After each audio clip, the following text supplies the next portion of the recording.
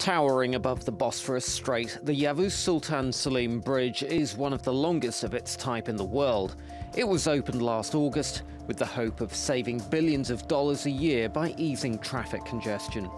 Just to the north of the bridge, on the European side of the Bosphorus, is the small village of Garipçe, which overlooks the Black Sea. It's a small community with seafront restaurants and shops like Aisha's. She's been selling jams made from everything from oranges to hazelnuts here for 9 years. And she says the bridge has made a noticeable difference to the village in both good and bad ways. More people are visiting the town. They want to see the bridge. Sales are up, but the place is becoming more crowded.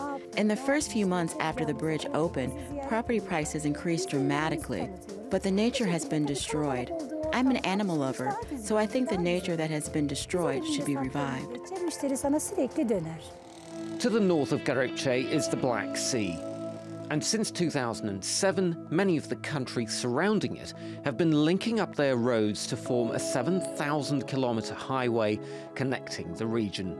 It still isn't complete, but the governments behind it hope it'll bring the same kinds of economic benefits the Yavuz Sultan Selim Bridge has brought to Garipçe.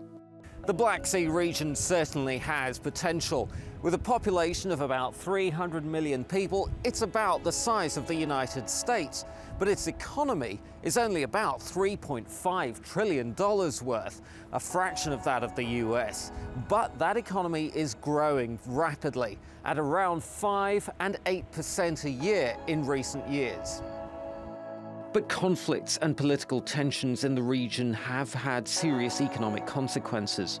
A dispute between Russia and Turkey last year badly affected Turkish farmers and devastated the tourism industry in places like Antalya on Turkey's south coast, a favorite of sun-seeking Russian tourists. Rebuilding those economic ties will be a key issue in the upcoming summit of Black Sea economies in Istanbul. But other challenges remain for the region. The working groups and the ministerial councils have submitted to the member states programs and concrete proposals on how to face these problems, particularly corruption. Many of the countries in the region hope that creating stronger trade and economic links will reduce the political tensions that exist between them. Much work lies ahead in achieving that goal. Azhar Sukri, TRT World, Istanbul. Well, joining me now for more is the Black Sea, on the Black Sea region is Selva Demiralp. She's the Associate Professor in the Department of Economics at Koç University here in Istanbul. Good evening to you. Thank you for joining us on Money Talks. Let me ask you about the Black Sea Economic Cooperation Zone. I'm afraid outside of the zone, perhaps a lot of people haven't heard of it. Is it worth being a member? What sort of benefits does it yield? It sure is worth being a member because it's always positive to strengthen economic ties in a neighborhood because physical proximity is a major advantage for trade. And if countries trade with each other, they tend to become more interdependent and avoid political conflict. We can say that's the main principle behind the formation of EU or the Black Sea Economic Cooperation. And in that sense, strong economic ties also allow you to have stronger political ties.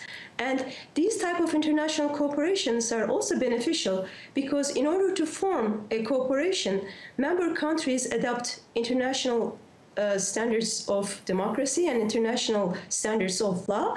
And not only that it improves your relationship within the member countries, but it also enhances your relationship with the non-member countries. For example, if Turkey adopts higher standards of law and democracy, it also helps with our negotiation process with the EU. So there is definitely a win-win situation. And where do you think the zone is going? Do you think it'll ever aspires to be like the European Union, or how the European Union once was, at least?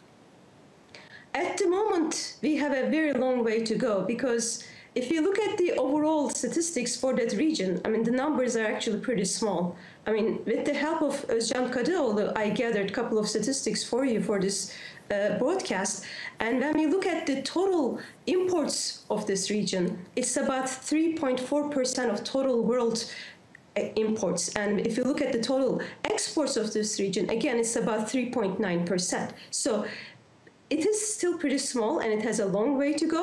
Nevertheless, Turkey has an advantage of being a member of this region because of the physical proximity.